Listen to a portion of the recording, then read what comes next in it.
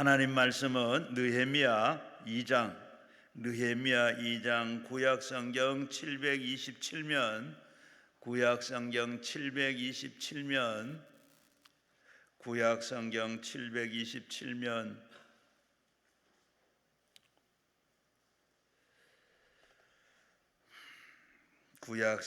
727면 느헤미야 2장 4절에서 10절까지 한 목소리로 같이 읽겠습니다.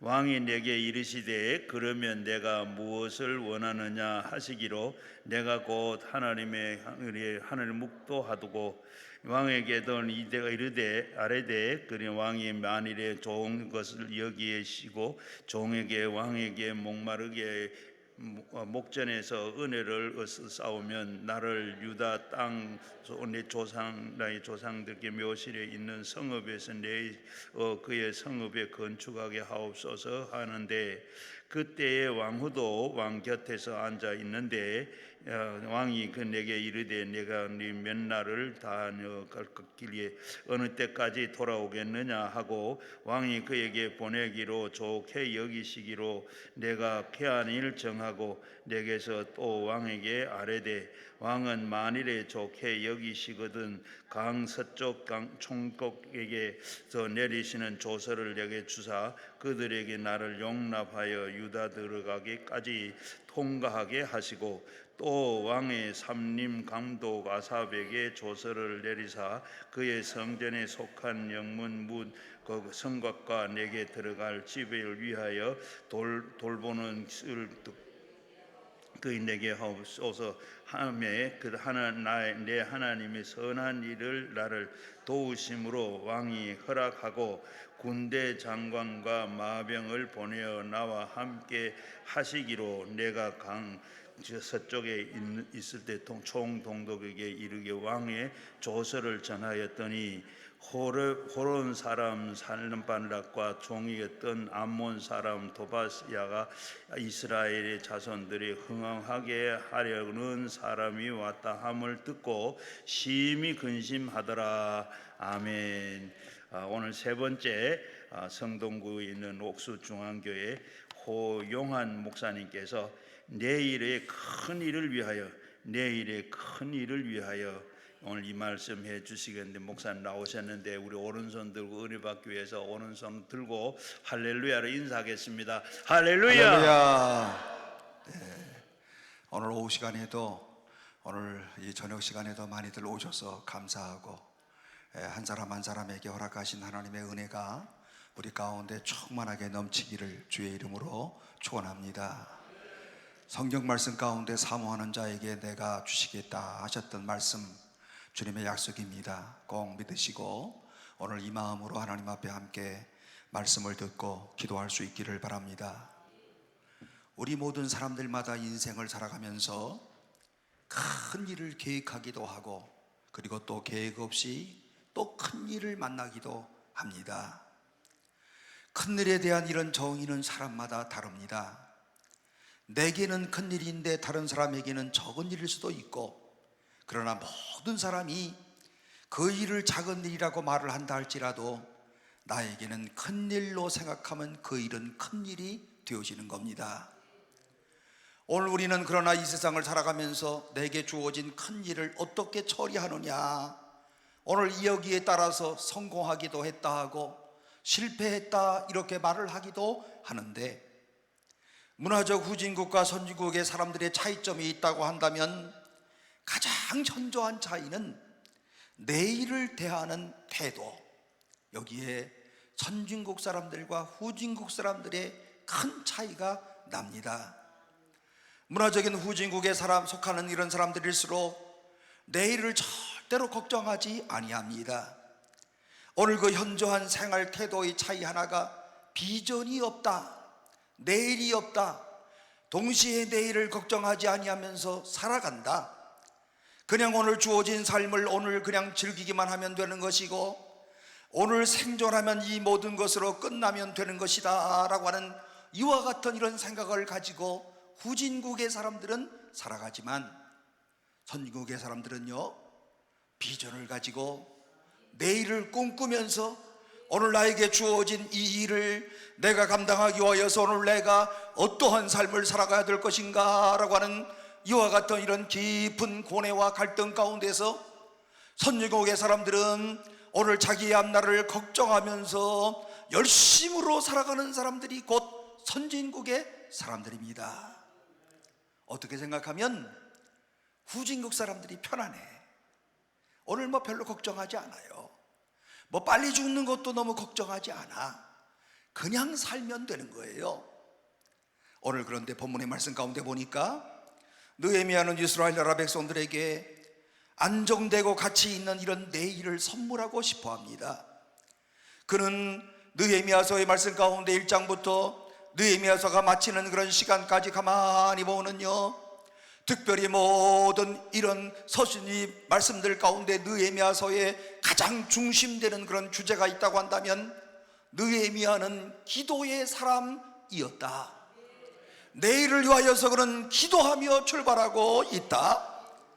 오늘 그러나 여러분이요, 기도했다고 해서 그 다음에 모든 일들이 자연스럽게 변화되어지고 기도했다고 해서 그 다음에 모든 일들이 그대로 이루어지는 것이 아니고, 오늘 그러나 그는 포기하지 아니하고 계속해서 기도하고 포기하지 않았던 그런 이유가 있다고 한다면 오늘 내일의 큰 일을 이루기 위하여서 오늘 나라의 내일을 포기할 수 없기 때문에 오늘 그런 이와 같은 이런 마음을 가지고 열심으로 기도하고 있는데, 여러분, 내일의 큰 역사를 이루기 위하여서 그는 기도하면서 어떻게 했을까?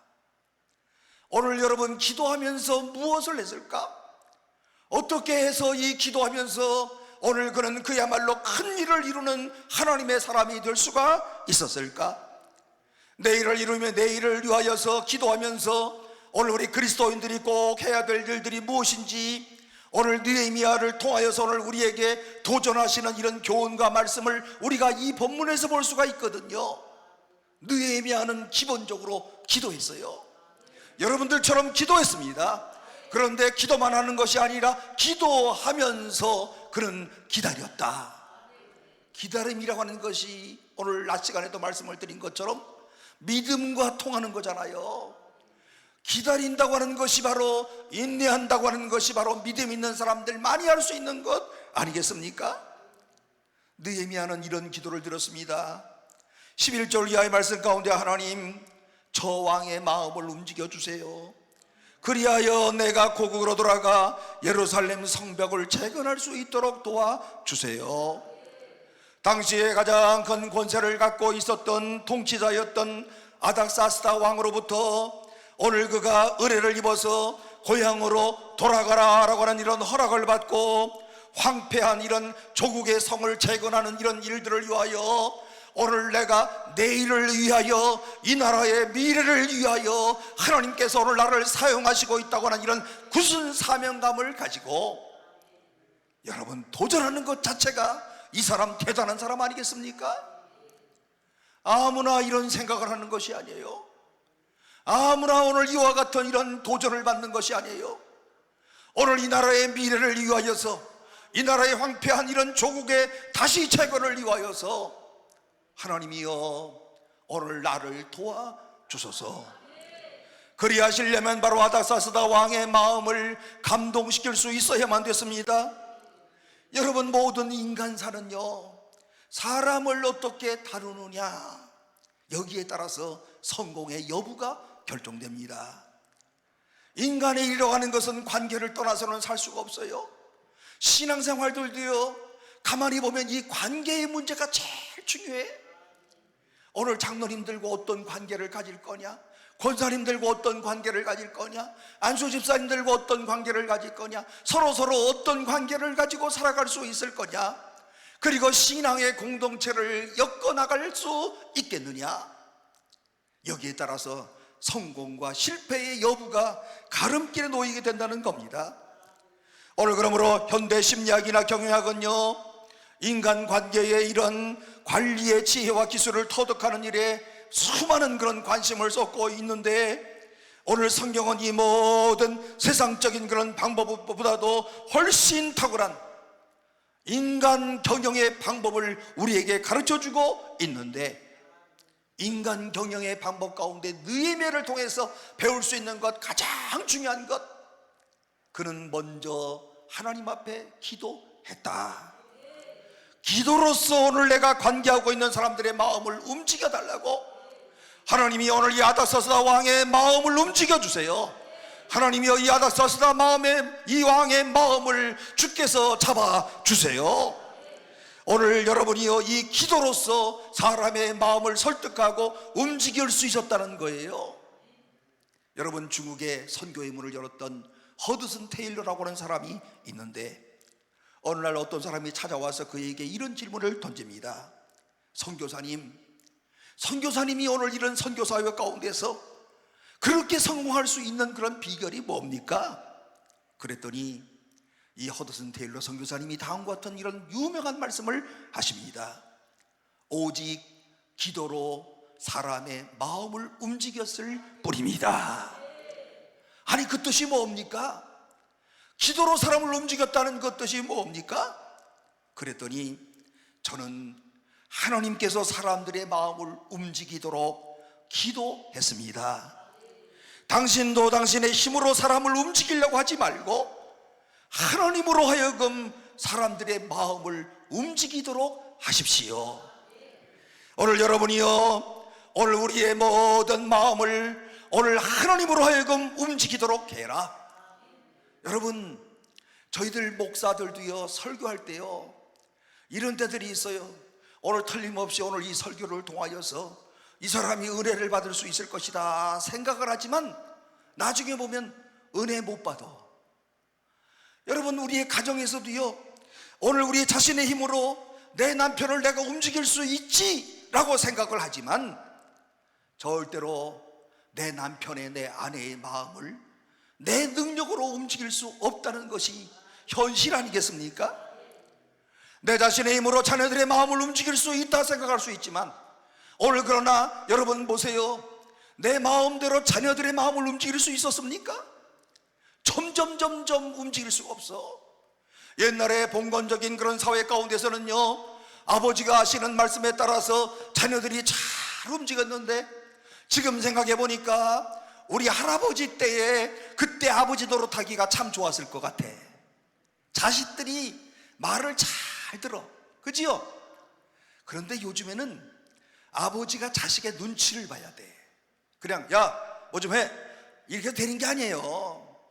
요즘에 조심스럽게 아들한테 이것 좀 해 주시겠습니까? 그래야 되는 세상에 우리가 지금 살고 있는 건 아니겠습니까? 안 그러신 부모 있으면 한번 손 들어보세요. 요즘 세상이 어디 그렇게 만만합니까? 가까운 사람일수록 만만하지가 않아. 가까운 사람일수록 오늘 내 말을 잘 들어주지를 않아. 그러므로 기도로 사람을 움직여라. 오늘 지금 느헤미야는 왕에게 들어가서 예루살렘 성을 건축하는 일을 허락해 줄 것을 그는 요청하고 있는데요, 자칫 잘못하면 어떻게 될는지 모릅니다. 그러나 느헤미야는 하나님께서 사람의 마음을 움직일 수 있다, 하나님은 사람의 마음을 변화시킬 수 있다, 이 사실을 그는 믿고 믿음으로 왕 앞에 나아갑니다. 여러분, 이런 경험을 해보신 적 있어요? 도저히 저 사람은 구제불능이야, 내가 아무리 얘기를 해도 저 사람은 예수 믿지 않아, 뭐 이웃은 그만두고라도 아이고 우리 남편은 틀렸어, 아무리 얘기해도 절대로 안 들어. 아니 글쎄, 다른 건 다 들어주는데 예수 믿는 짜고 하는 것만 안 들어. 그러면서 아내들이 쉽게 포기하는 남편들 있잖아요. 그런데 여러분, 오늘 나는 포기한 것과 같은 마음을 가지고 기도했는데 오늘날 우리 사랑하는 내 남편이 가장 충성스러운 예수의 군병이 되어서 변화되어지는 역사, 오늘 이 가운데 여러분들 체험하셨습니까? 내 남편이 절대로 예수 믿을 줄 몰랐다, 당신이 나보다 더 예수를 잘 믿을 줄 몰랐어. 그런데 이 남편의 마음을 누가 움직였습니까? 기도로 남편의 마음을 움직이시는 하나님. 마찬가지로 이 느헤미야는 왕의 생각이 바뀔 수 있다는 사실을 믿고 아마도 다음의 말씀을 이 느헤미야가 의지했을 가능성이 있는데요, 잠언서 21장 1절, 왕의 마음이 여호와의 손에 있음이 마치 본물과 같아서 그가 임의로 인도하시느니라. 왕의 마음이 누구의 손에 있다고요? 여호와의 손에 있느니라. 왕이라고 할지라도 그의 마음을 움직일 수 있는 이는 여호와 하나님이시니라.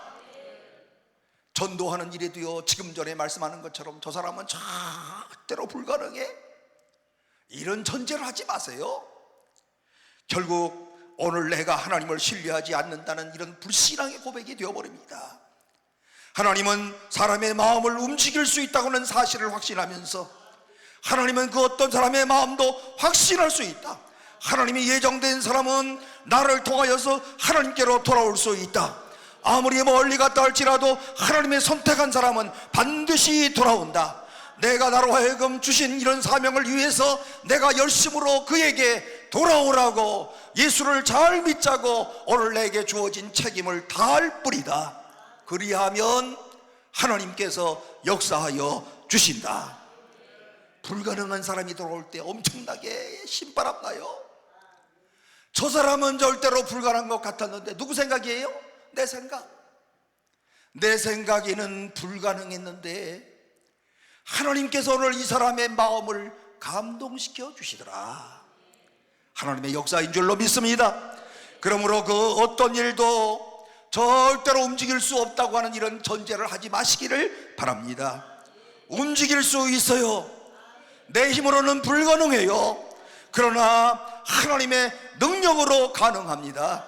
내 힘으로는 불가능한 일이지만 하나님이 손을 내시고 관심을 가지시고 그의 마음을 만드시면 불가능한 것이 가능한 것으로 바뀐다는 사실을 오늘 다시 한번 확인하시기를 바랍니다. 삶의 현장에 적용하시기를 바랍니다. 대답만 하지 마시고 하나님이 역사하실 줄로 믿으시기를 바랍니다. 오늘 이것이 바로 우리가 신바람 나는 신앙생활하는 비결 아니겠어요? 하나님, 아무리 생각해도 저 영감 불가능할 것 같은데 하나님 불쌍히 여겨주세요. 나는 불가능할 것 같아요. 그런데 그 영감님이 주님 품으로 돌아옵니다. 하나님이 행하신 하나님의 일이십니다. 자녀들도 하나님, 오늘 우리 아들이 너무 멀리 갔어요. 돌아오게 해주세요. 불가능한 것 같아요. 그러나 하나님께는 가능한 줄로 믿으시기를 바랍니다. 그러므로 쉬지 말고 기도하라. 항상 쉬지 말고 기도하라. 계속해서 기도하라. 이게 간절히 기도하는 기도의 형태입니다. 쉬지 말고 기도하는 것. 오늘 우리들도요, 기도하는 것들, 이루어지지 않은 것들 지금 엄청 많아. 여기 앉으신 분들, 그지요? 그래서 지금 우리 마음 가운데 무슨 마음이 들었냐면 계속해서 기도해야지, 이루어질 때까지 기도해야지. 오늘 하나님께서 나에게 가장 합당한 시간에 이루어 주시겠지. 그리고 오늘 여러분들이 오늘 이런 시간에요, 남들은 더워가지고 지금 어디 해변가 가지고 이 발에다 물 담그고 있고 그냥 또 차 막혀서 그냥 짜증 버리고 난리를 치는데, 그런데 오늘 여기 와서 하나님이여, 내가 주님을 바라봅니다. 주의 도우심을 바랍니다. 저는요, 이런 때 와서 기도하시는 분들의 기도를 내가 하나님이라면 더 잘 들어줄 것 같아. 제가 하나님이라면. 그런데 저는 하나님이 아니기 때문에 잘 몰라. 내가 여기서 하나님이다 그러면 난 또 이제 내 다음 달부터 잘려. 이단이라고. 그렇잖아요. 오늘 내가 하나님이라면 가정이잖아. 여러분, 느헤미야는 하나님 앞에 먼저 기도했습니다. 하나님, 왕의 마음을 움직여 주세요. 고국으로 돌아가서 예루살렘 성을 채권하게 해주세요. 내일이 있는, 비전이 있는 백성이 되게 하여 주세요. 사적인 욕망을 위해서 기도하는 거 아니에요? 자기 나라를 위해서 기도하는 거예요. 진심으로 하나님 앞에 기도하는 거예요. 오늘 이와 같은 이런 기도를 하나님 앞에 꾸준히 드리면서 기도가 끝났어요. 그 다음에 그는 즉각적으로 하나님 앞에 이 아닥사스다 왕 앞에 달려간 것이 아니었습니다. 조용히 기다렸어요. 언제까지? 환경을 주실 때까지. 이때야말로 내가 아닥사스다 왕에게 아를 수 있는 최고의 찬스다, 이와 같은 이런 마음에 확신이 들 때까지 조용히 기다립니다. 여러분 1장 1절 이하의 말씀 가운데 보면 아닥사스다 왕 제20년 기슬르월에 내가 수산궁에 있는데 느헤미야가 예루살렘 성벽을 중건하기로 결심한 때가 기슬르월은 12월, 그리고 2장 1절 아닥사스다 왕 20년 니산월은 4월, 그러니까 4개월 동안 기도한 다음에 느헤미야가 하나님 앞에 기다렸습니다. 여러분, 우리가 다 체험하지만 기도의 응답이 당장 이루어지지 않는다고 해서 실망하는 때가 얼마나 많이 있습니까? 실망하면서 왜 이렇게 기도 응답이 안 되나 했다가도 하나님이 하시겠지, 그랬다가 또 기도 응답이 안 된다고 또 포기할까 하고 잊어버려. 그러다가 또 하나님이 또 해주시겠지. 하나님은 약속하신 바를 이루시는 하나님이신 줄로 믿는데 하나님이 이루어 주시겠지. 그러면서 기다리고 또 기다리지만 한 달을 잘 못 기다려. 일주일도 기다리는 게 보통 어려운 게 아니에요. 오늘 우리가 지나갔던 이런 모든 삶을 돌이켜보면 성급한 것 때문에 실패한 적이 얼마나 많습니까? 너무 서둘러 가지고 일을 망쳤던 적이 얼마나 많이들 있습니까? 그런데 우리 한국 민족의 특성이 있어요. 우리들은 오늘 좀 성질이 좀 급해. 저도 성질이 엄청 급해요. 엘리베이터에서 올라갈 때 뛰어. 아니, 제가 독일에 사는 독일 사람들 절대로 엘리베이터 올라갈 때 안 뛰어. 안 뛰는 이유는 오늘 그들은 엘리베이터 위에서 뛰면은 사실은 사고 날 가능성이 높잖아요. 그런데 성격이 우리보다 훨씬 느슨해. 근데 우리는 급해. 엘리베이터에서 뛰고, 그 다음에요 이제 이 뭐지요 그거? 이거 엘리베이터 말고 이제 그 올라갈 때 엘리베이터, 집에서 엘리베이터 올라갈 때도요 항상 들어간 다음에 문 닫히는 거 빨리 닫아. 아니 좀 가만히 있어도 닫히는 건데. 여러분들 맨날 문 엘리베이터 탈 때 닫히는 거 누르죠? 저도 눌러요. 여러분이나 저나 한국 민족입니다. 안 그래요? 아이고, 성격들이 보통들이 아니야. 아주 급해. 오늘 이런 습관이 우리의 기도 생활에 영향을 끼쳐가지고 기도하자마자 응답을 기대하는 거예요. 아, 이건 좋은 거지요. 어떻게 생각하면 인스턴트 문화의 영향입니다. 뭐든지 신속하게 이루어야 되는 이런 생각이 우리가 잠재적으로 오늘 우리의 바탕에 흐르고 있다는 그런 말입니다.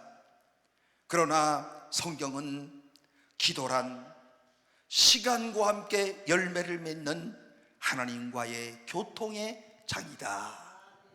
시간과 함께 열매를 맺어가. 그러면서 하나님과 교통을 이루어요. 그러면서 나도 모르는 사이에 오늘 내가 성숙한 사람으로 이루어져.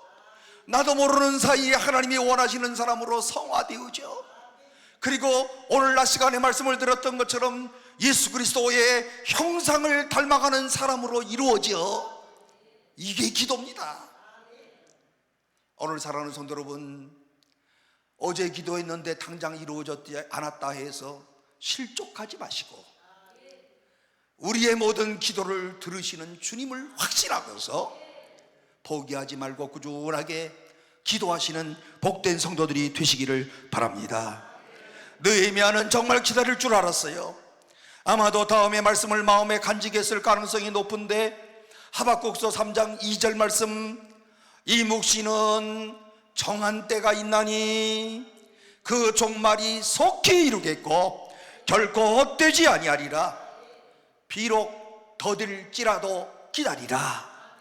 지체하지 않고 반드시 이루리라.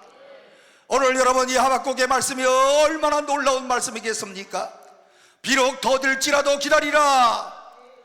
지체하지 않고, 다음에 뭐예요? 반드시 아니, 이 반드시 같은 말씀이 굉장히 우리한테 힘이 돼. 어떻게 하겠다고요? 반드시 이루겠다. 제가 늘 말씀드리지만 또 마침내라고 하는 단어도 좋다고 그랬죠? 왜? 창세기 26장 13절 마침내 거부가 되었더라. 아, 이게 이 단어 싫어요? 마침내, 반드시, 다 정말 오늘 우리의 가슴을 오늘 도전하는 이런 말씀들 아니겠습니까? 기도하는 사람은 오늘 반드시 꼭 기다리는 것을 배워야 될 것입니다. 여러분, 이런 비유를 생각해 보세요. 돈 많은 아버지 재벌을 뒀다고 생각해 보세요.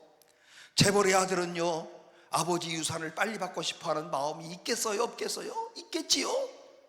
그러나 재벌 아버지가 지혜로우신 분이라고 한다면 아들에 대한 이런 관심은 단순한 재산을 상속해 주는 데 있는 것이 아니고 상속받기에 합당한 자질을 갖추고 있을 때, 그때 인격적인 성숙이 이루어지는 그 순간에 아들에게 재산을 상속하는 거예요. 안 그렇습니까? 그러므로 기다림의 시간은 아름다운 시간이고 내일을 잉태하는 그런 시간일 것이고, 그러므로 빛나는 내일을 이루기를 원하는 사람이라고 한다면 제일 중요한 전제는 기도하자. 기도는 전제예요. 그런데 기도하면서 기다리자. 오늘 이것이 바로 느헤미야가 행했던 그런 행동의 모습입니다. 느헤미야는 하나님 앞에 간절히 기도하고, 하나님이여, 나에게 문을 열어 주옵소서.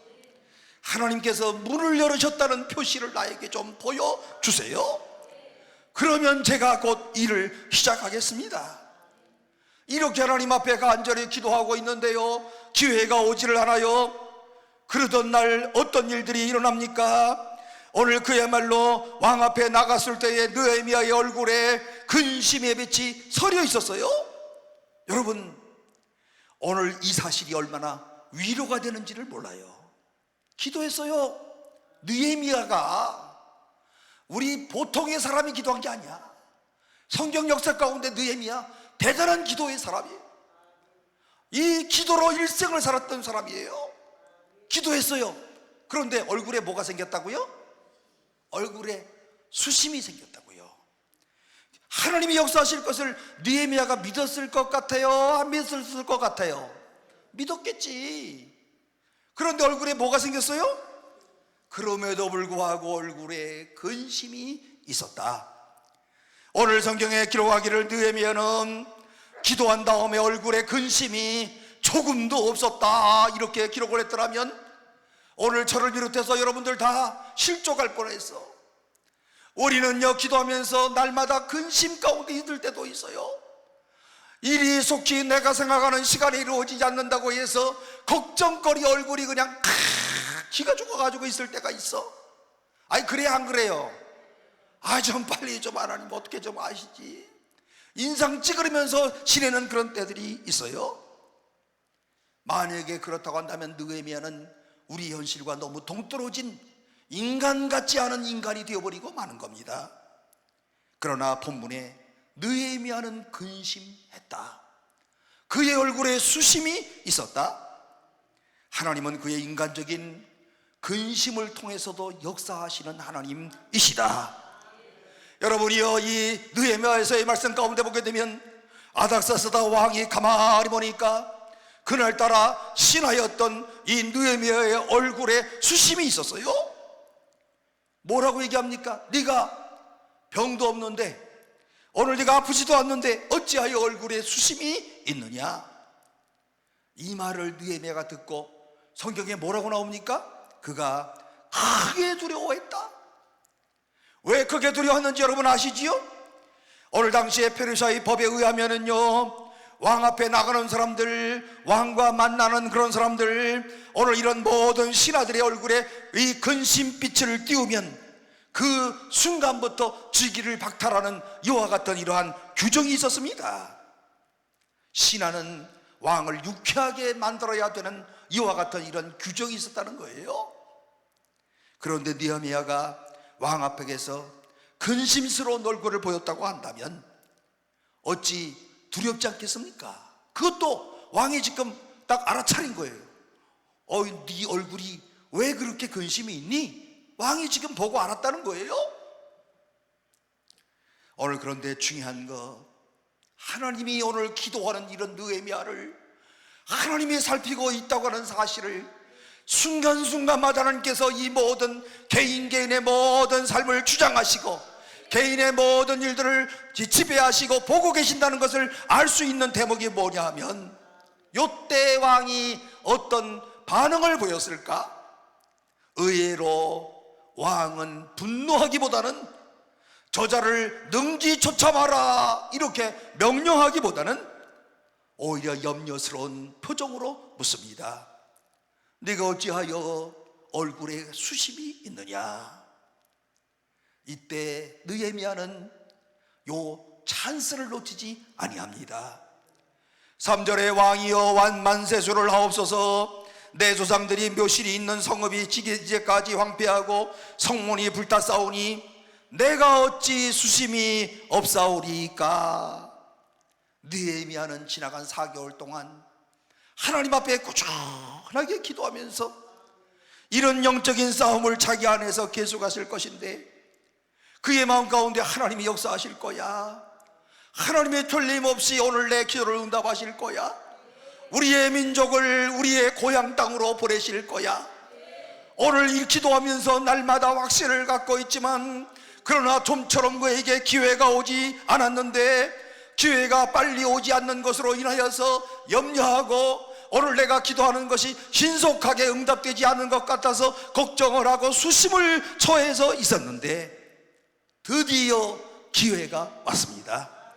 마침내 느헤미야에게 기회가 왔습니다. 하나님의 역사입니다.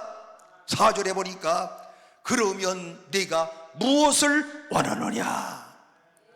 여러분, 오늘 우리가 이 세상을 살아가면서, 특별히 신앙인으로 살아가면서 오늘 우리 모두가 오늘 무엇 때문에 근심하고 있을까? 여러분, 왜 근심하고 있을까? 오늘 이 시간에 한번 조용히 생각하면서 여기에 대한 대답을 이렇게 내립시다. 주님, 조금만 더 기다리겠습니다. 아시겠습니까? 느헤미야가 이렇게 했다는 거예요. 기도의 사람이 그랬다는 거예요. 기도의 사람이 꾸준히 기도하는 중에 조금만 더 기다리자. 기도하고 기다리면서 그가 또 한 가지 한 일, 분명한 일이 있는데, 내일을 위한 철저한 계획을 수립했다는 겁니다. 고향에 돌아가서 예루살렘 성벽을 어떻게 중건할 것인가에 대한 분명한 이런 계획을 그가 수립을 하는데, 본문 6절 말씀 가운데 보면 왕이 내게 이르시되 네가 몇 날에 다녀올 길이며 어느 때에 돌아오겠느냐 하고 왕이 나를 보내시기를 좋게 여기시기로 내가 기한을 청하였다. 여러분, 이 느헤미야 기도하면서 아무 계획이 없었던 게 아니에요. 왕이 물어볼 때에 왕이요, 아니 가봐야 알지요. 그냥 갔다 올게요. 그냥 하여튼 일 잘 처리하고 올게요. 오늘 왕께서 원하시는 이 길대로 내가 다녀오겠습니다. 오늘 여러분, 이런 말이 왕에게 통하겠습니까? 이런 말들이 얼마나 역겨운 그런 대답이겠습니까? 그런데 느헤미야는 오늘 그렇게 응답하지 않고 6절과 7절 말씀 가운데 보게 되면 오늘 자기가 다녀올 모든 길에 대해서 철저한 계획을 세우고, 그리고 그 가는 길에 오늘 또한 여러 가지 긴 여정 가운데서 중간에 신문하는 사람들도 생기고 그 다음에 어려운 일도 생길 터인데, 왕이 좀 조서를 하나 딱 써주면 오늘 내가 잘 다녀오겠습니다, 1년의 모든 여정을 다 알고 있는 거야 지금요. 그러면서 이런 문제가 생길 것만 다 왕에게 해결해 달라는 거예요. 그리고 이만큼만의 기회를 시간을 주시면 제가 왕에게 그 시간 안에 돌아오겠습니다. 분명한 기한이 있었습니다. 그 당시 예루살렘 성의 회복을 원하지 아니하는 수많은 적들이 있었습니다. 그러므로 내가 고향에 돌아가는 길에 어떤 어려움이 생길는지도 몰라요. 그러므로 내가 예루살렘 성까지 무사히 다녀올 수 있도록 왕이 꼭 좀 사인 좀 해주세요, 그런 뜻이에요. 왕의 말이 떨어지자마자 일목요연하게 그야말로 자기가 계획한 청사진을 아주 탁 내놓고 있는 느헤미야의 철저함. 여러분, 오늘 우리가 이것을 꼭 배워야 됩니다. 기도하면서 하나님께서 어떻게 이루실까? 응답하시면 내가 이렇게 하겠다. 철저한 계획서. 여러분, 이것이 얼마나 필요해요. 제가 늘 말씀드리지만 우유배달의 역사도 이렇게 시작을 했답니다. 우유배달 2003년도에 시작을 하는데 제가 제 처남과 함께 포항을 다녀오는 길이었어요.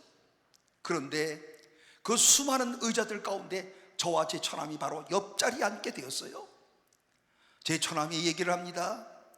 옥수동에 어려운 할아버지 할머니들이 많다고 들었는데 내가 뭐 좀 해줄까?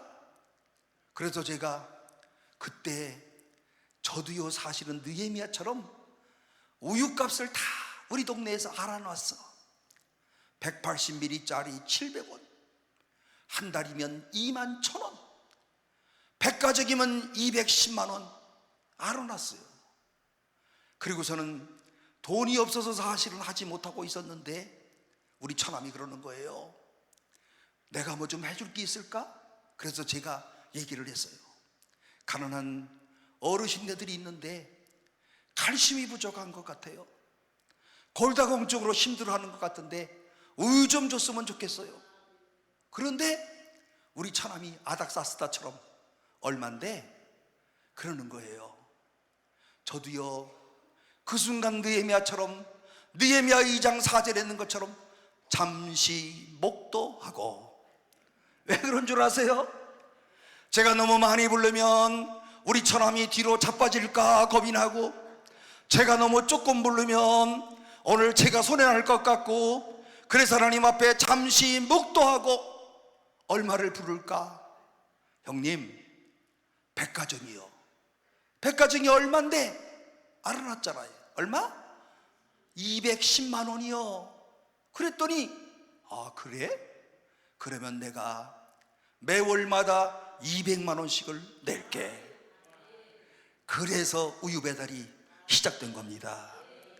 궁극적으로 하나님의 은혜라고 고백하고 있지만, 그러나 오늘 이와 같은 이런 일들을 하는 가운데 오늘 그야말로 하나님 앞에 기도했다 할지라도 하나님 앞에 기도하면서 우리에게 철저한 계획을 세우고 거기에 필요한 준비를 철저히 하고, 그리고 어떤 사람을 만나든지 간에 그 사람을 통하여서 하나님의 역사가 나타날 수 있도록 느헤미야처럼 준비하는 일. 여러분, 이것이 얼마나 중요한지 아시겠습니까? 오늘 하나님이 내 계획을 아시니까 알아서 하시겠지. 하나님이 뭐 뜻대로 알아서 하시겠지. 이렇게 해서만이 되는 것은 아닙니다. 신앙적으로 산다고 하는 것은 결코 계획 없이 혼란 중에 사는 것이 아니에요. 여러분, 우리가 신앙으로 산다고 해서 아무렇게나 사는 거 아니에요. 느헤미야를 보세요. 얼마나 용이 주도한 그런 계획을 세웁니까? 예루살렘 성을 중건하는 일에 대해서 아주 분명하고 구체적인 그런 계획을 세웁니다. 성경에 나타나는 하나님은 질서의 하나님이십니다. 창조를, 이 세상을 만물을 창조하신 창조의 신비를 한번 보세요. 이 세계가 질서가 있습니까 없습니까? 질서 있다고 생각하죠? 뭐 우리가 과학자가 아니니까 그런 생각은 안 하지만 하늘의 별들이 막 떠돌아다가 서로 부딪히면 어떻게 되는 거예요? 예? 그런데 안 부딪혀. 왜 그런 줄 아십니까? 하나님은 세상의 모든 우주 만물을 질서 있게 창조하신 하나님이시기 때문에, 그리고 하나님께서는 이런 질서의 하나님이시고 계획을 세우시는 하나님이시고, 그분은 오늘 우리 예수 그리스도를 통하여서 우리를 구원하시되 오늘 놀라운 계획을 갖고 계시는데, 언제부터 계획을 하셨다고요? 언제부터? 창세 전에 계획하셨다.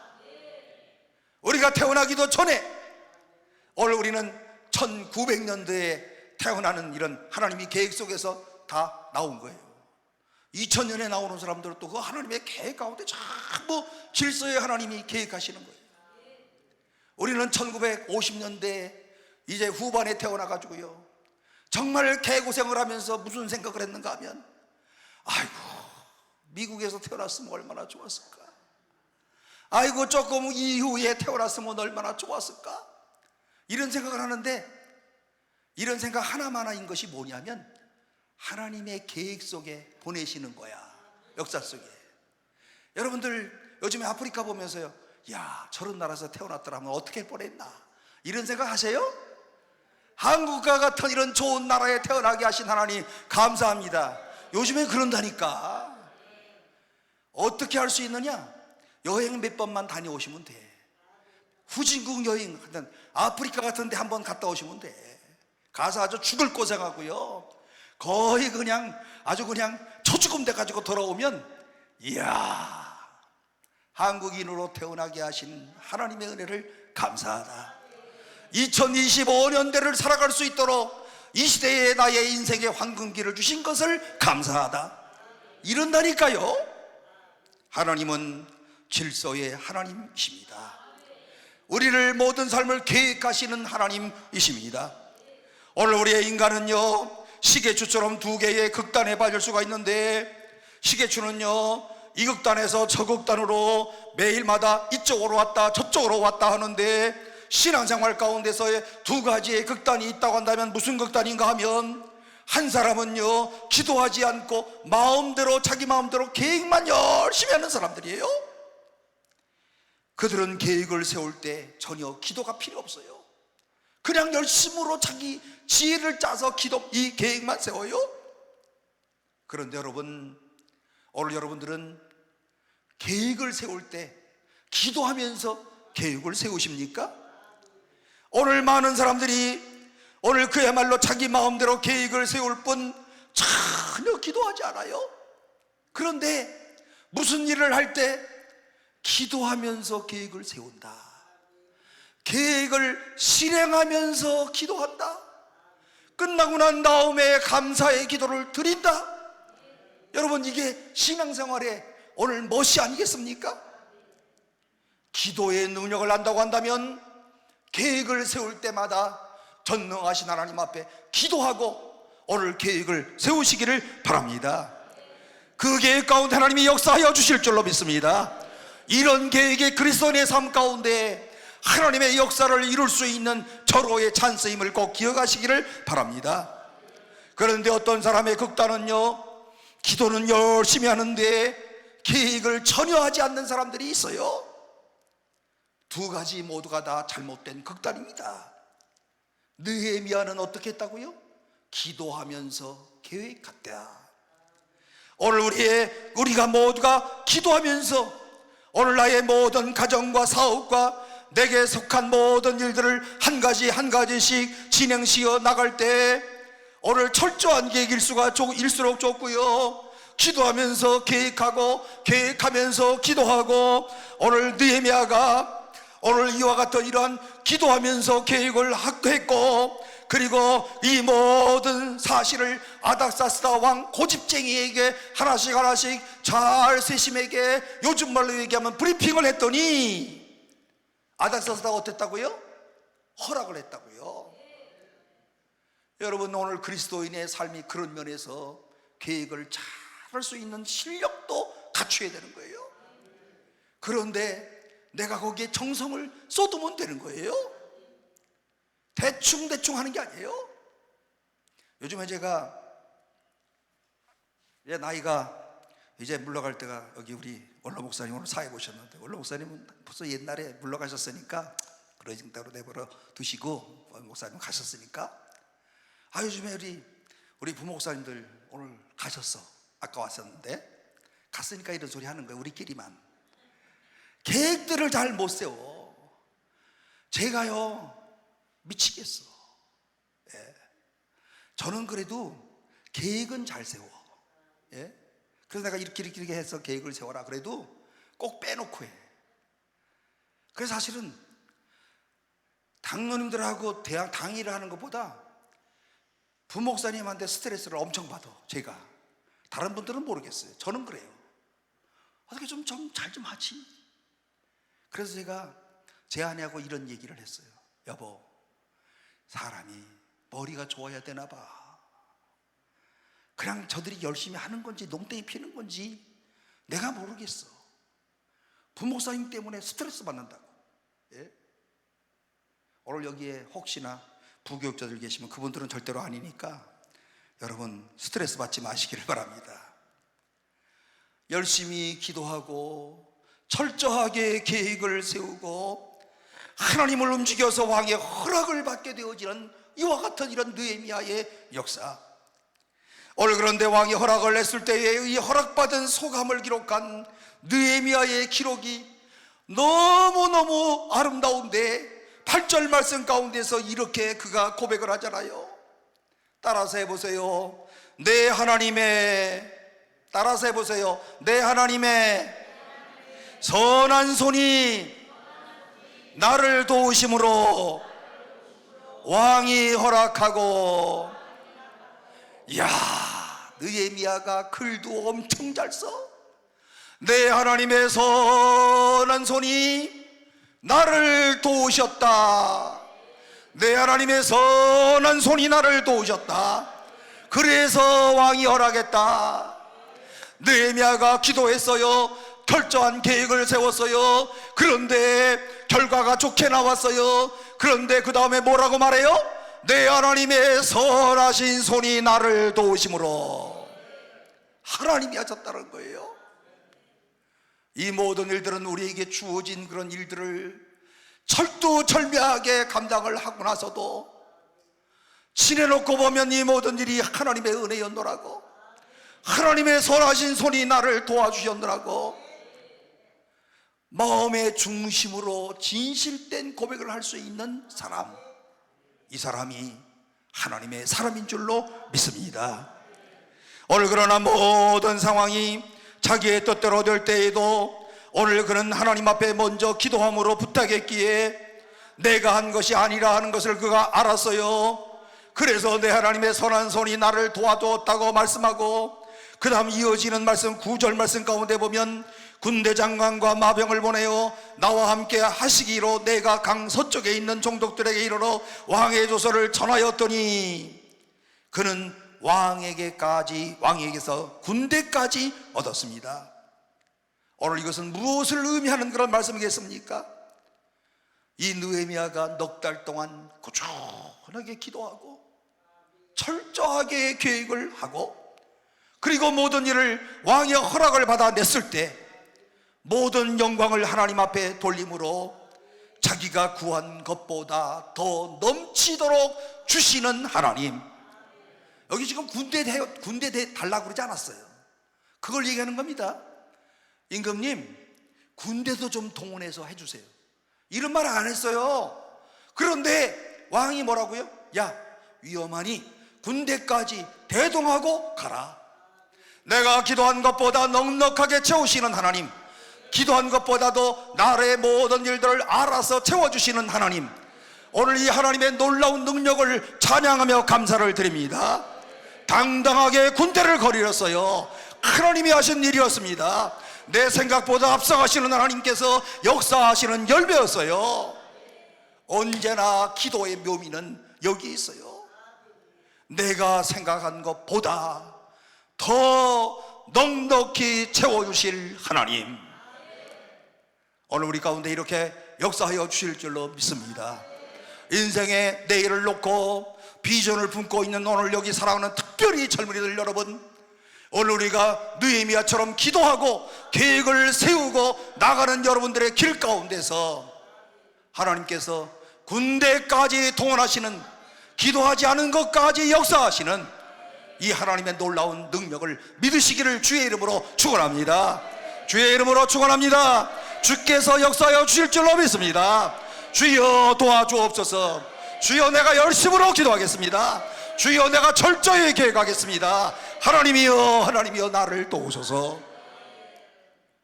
내가 가는 길 잘 몰라. 필요하기 때문에 아닥사스다를 통해서 군대까지 주시는 거예요. 하나님은 우리의 모든 것까지 아시는 하나님, 우리의 삶에 대한 분명한 계획을 기도하는 가운데 세우세요. 그런데 기도하고 철저하게 계획을 했는데 장애물이 생겼어요.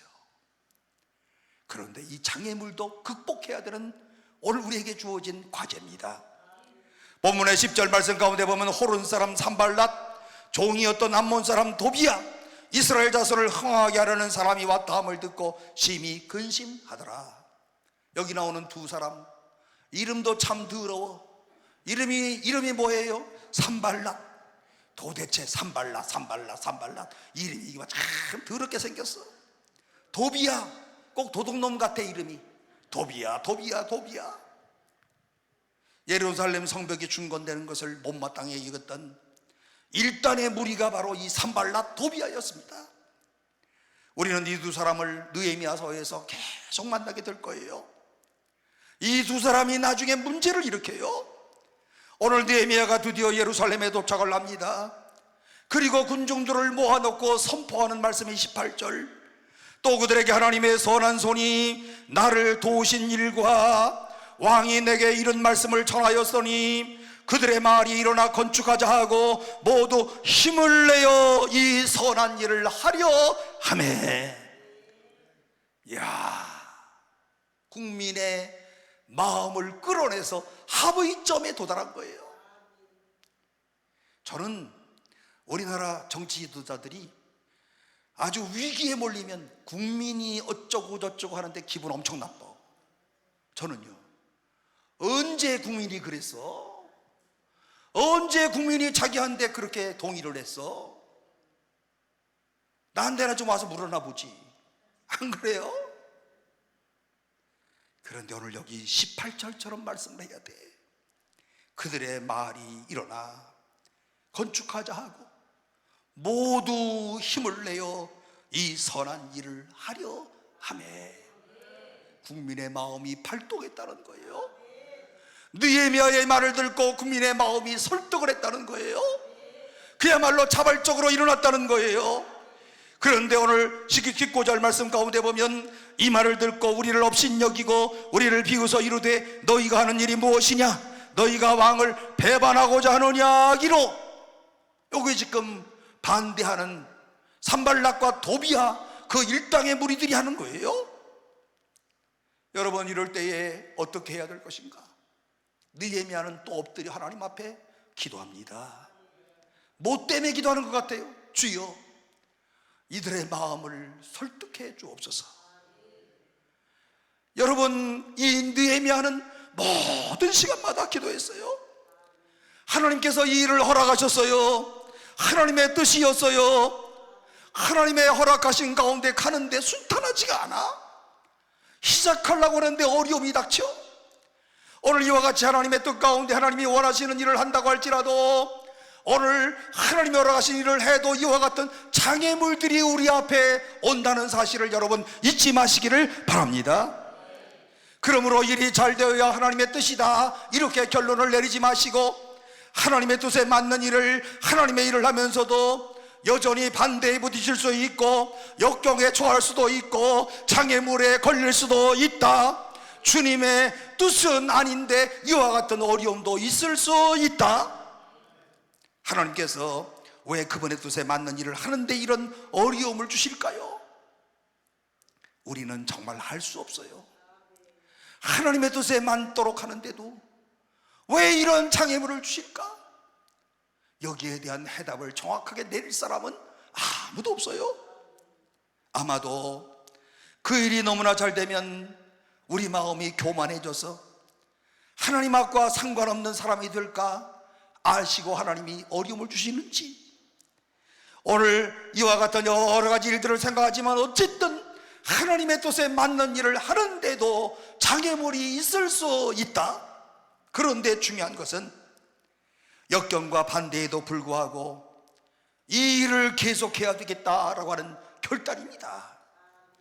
오늘의 이 느헤미야의 역사를 통해서 느헤미야에게서 배울 수 있는 것은 장애물이 있음에도 불구하고 분명히 하나님의 뜻이다라고 오늘 그 확신을 하면서는 오늘 이와 같은 해야 되겠다 결단. 무슨 말씀이겠습니까? 큰 일을 이루려면 이런 장애물을 극복해야 된다. 장애물 없는 데가 하나도 없어요. 이야, 목회하는데 장애물 엄청 많아. 목사님 그지요? 목사님 목회를 다 끝내시고 저렇게 편안하게 목회를 끝나셔서 얼굴이 항상 제가 만날 때마다 천사의 얼굴이셔. 우리는요 가끔 이렇게 얼굴이 찌그러질 때가 있어. 장애물들 때문에. 예? 여러분, 장애물이 없는 일이 없어요. 산발랏과 도비아처럼 무조건 반대하는 부정적인 사람들이 있어. 이야, 진짜 죽여 살려 그거를. 가만히 있어야 돼. 한바탕 붙으면 또 교회는 큰 문제가 생겨요. 그지요? 그러면 또 목사님이 자기한테 섭섭한 말을 했다고 또 막 쫙 또 얘기해. 또 예? 당회 끝나고 나면 집에 가서 이불당회 해가지고 마누라한테 얘기하고, 그 마누라 권사가 또 다른 권사한테 얘기하고. 우리 다 알아요. 차라리 말 안 하고 사는 게 낫지, 이런 거예요. 여러분, 반대는 안에서도 올 수 있고 밖에서도 올 수 있고, 내적인 박해가 있을 수도 있고 외적인 박해가 있을 수도 있고. 그러므로 개척자는, 지도자는 항상 고독함 가운데 살 수밖에 없다. 어려운 일을 당할 때 하나님께 기도할 수밖에 없다. 마라의 사건 말씀드린 적이 있지요. 지도자는 기도하고 백성은 원망하고, 기도하는 사람이 지도자다. 얼마나 외로워요. 200만 명이 벌떼같이 되는데 모세가 너희는 가만히 있으라 하면서 기도한다는 건 어기 쉬운 줄 알아요? 진짜 속이 뒤집어진다니까. 예, 여러분들 그냥 들으니까 그런가 보다 그러지. 진짜 정신이 나갈 정도예요, 정말. 예? 그래서 저는 우리 아들 절대로 목사 안 시켜. 예? 여러분, 얼마나 지도자가 된다는 것은 어려운 일인지 몰라요. 고독을 감수해야 돼요. 오늘 그러나 앞을 내다보는 이상을 가진 사람들에 의해서, 내일을 바라보는 사람들에 의하여서 역사의 수레바퀴는 돌고 있다. 그 지도자 몇 사람들에 의하여서 하나님의 역사가 이루어지고 있다. 느헤미야 같은 사람에 의하여서 하나님의 나라의 역사가 하나씩 굴러가고 있다. 꿈이 없는 사람들은 언제나 변화를 두려워하기 마련이지만, 오늘 지금까지도 잘해왔는데 왜 내가 그 일을 시작하려고 하십니까? 이렇게 말하는 사람들이 있는데요. 그러나 오늘 지도자들은요, 오늘 앞장서서 하나님의 일이니까 우리 함께 합시다. 그러나 오늘 안주하려고 하는 이런 사람들이 있어요. 도리어 장애물이 되어지는 이런 사람들이 있어요. 그러나 여러분, 개척자는, 미래를 앞서가는 개척자는 고독하지만 항상 느헤미야처럼 하나님 앞에 기도하고, 기도하면서 기다리면서 계획을 세우고, 그리고 앞에 나가는 장애물들을 극복해 나가면서 오늘 역사를 만드는 하나님의 사람들이었다. 역사가 다 그래서 그 다음 사람들이 편안하게 사는 거예요. 여러분, 1807년에 미국에서 최초로 증기선 실험을 하던 날에, 오늘 여러분들은 잘 모르시겠지만 뉴욕에서 알바니까지 자동차로 달리면 2시간이야. 그런데 증기선을 만들어 가지고 그 시간을 32시간 갔어. 이렇게 32시간 가니까 사람들이 무슨 반응 보였을까요? 비웃었지요. 아이고, 저까지 거 뭐라 만들어 가지고 32시간씩 가는 거, 저게 무슨 증기선이야 뭐야. 비아냥거리는 소리가 얼마나 많았어요. 마차를 타고 다녀라, 마차를 타고 다녀. 무슨 증기선이야, 증기선은. 얼마나 비웃었는지 몰라요. 그러나 그 비웃음과 경멸 가운데서도, 거듭되는 실험을 하고 거듭되는 이런 실패 가운데서도 끝까지 시행하는 가운데 여러분, 오늘날의 사람들이 얼마나 혜택을 받고 살아갑니까? 1903년 여러분 처음으로 비행기가 하늘을 쫙 나르던 날이었어요. 그러니까 비행기 만드는 해하고 자동차 포드가 만드는 해하고 똑같아. 1903년이에요. 어디 가서 잘난 척들을 좀 하셔도 돼. 아이고, 비행기가 1903년에 만들어졌대. 그런데요, 이 비행기가 뜨긴 떴어. 하늘에 쫙 떠서 올라가는데, 아니, 올라가다가 계속 올라가는 줄 알았더니 59초 만에 뚝 떨어졌어요. 얼마나 많은 사람들이 비웃었겠습니까? 내 그럴 줄 알았다. 내 비행기 떨어질 줄 알았다. 그러나 앞서가는 이와 같은 개척자들은요, 이런 비웃음과 경멸에도 불구하고 오늘 이 귀한 일을 위하여서 실험하고 다시 또 실험하고 이 일들을 계속했기 때문에 역사의 승리자가 된 줄로 믿으시기를 바랍니다. 여러분, 동양의 미지의 대륙 인도를 향해서 복음 전파의 꿈을 안고, 그리고 결혼한 지 얼마 되지 않은 아내와 함께 배에 올랐던 윌리엄 캐리, 이 사람이 유명한 그런 말을 했어요. 하나님으로부터 위대한 사역을 기대하라. 그리고 이제 하나님을 위하여 위대한 일을 시도해 보라. 오늘 우리 모두에게 윌리엄 캐리의 말이 오늘 우리들의 모든 삶에 귀중한 하나의 교훈이 되시기를 바랍니다. 하나님으로부터 위대한 사역을 기대하라. 그리고 하나님을 위하여 위대한 사역을 시작하라. 역사는 꿈이 있는 사람들에 의하여서 만들어졌습니다. 오늘 우리 모두도 이와 같은 이런 위대한 꿈을 가지고 하나님께서 나를 향하신, 내게 주어진 사명이 무엇일까, 이 땅에서 보내신 하나님의 목적이 무엇일까를 깊이 생각하면서 여러분들을 통해서 하나님의 위대한 역사를 이루시는 하나님의 백성들이 되시기를 바랍니다. 여러분들은 뭔가 하나 할 수 있는 사람들이요. 왜 그런가 하면 요 시간에요, 여기 앉아 있는 것 자체가 뭐 하나 할 수 있는 사람들이야. 여러분, 그렇게 믿으십니까? 여기까지 오는데요, 그냥 들어온 거 아니야. 오늘 저녁에 갈까 말까, 방에서 앉아 있을까 말까 갈까 하다가 그럼에도 불구하고 일단 왔어. 그지요? 아니, 여러분, 하루에 3번씩 설교하는 것보다 앉아 있는 게 더 힘들다니까. 예? 권사님, 그죠?